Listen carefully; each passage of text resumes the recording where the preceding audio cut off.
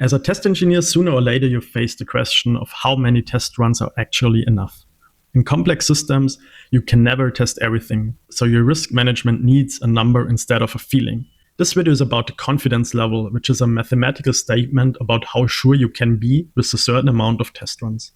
The example comes from automotive, but the concept also applies to any other embedded, integrated, and complex system. Complex systems bring inherent risk with them. So you have interface errors like protocol mismatches or wrong timing, dependency failures, resource constraint, variant configuration mismatches, and many other issues. To cover these risks, you would like to test as much as possible, but the number of stress tests you can execute is limited. For example, in a 50-year vehicle lifecycle, with an average of 1 usage per day, you get roughly 10,000 lock and unlock actions for a single vehicle. Then you have to multiply this by the thousands of vehicles that are built every year. This number is about 100 times more than what you can manage with simulation, for example. So whatever you execute in testing is a sample of the system behavior and never the full population. The confidence level provides mathematical information about how reliable your system is with a certain amount of test runs.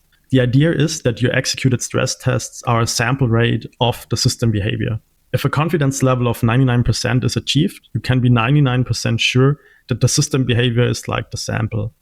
More test runs usually mean a higher confidence level, but you never reach 100% with complex systems.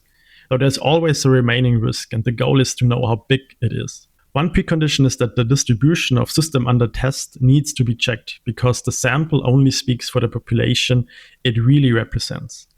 In risk management, you can work with this in a very practical way. First, you define the target confidence level per risk class. So a failure with high severity usually gets a higher target than a minor one. Then you derive the number of test runs you need to reach that target. This also gives you an objective stop criterion, which means testing can stop when the target is reached. The remaining risk then goes into the test metrics and also supports the release decision. And of course, there's an economic side, which every additional 9, for example, from 99 to 99.9, costs many more test runs. The confidence level also has its limits. The test conditions have to match the real field usage, and if they don't, the confidence number can mislead you. Repeated identical runs add very little information, so you need variation in your test runs. Then there's non-deterministic behavior, for example, AI-based systems, where a clear test oracle is not possible. And there, the statistical statements get much harder.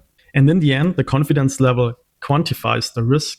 It does not remove it. So the mitigation itself stays a task at your risk management.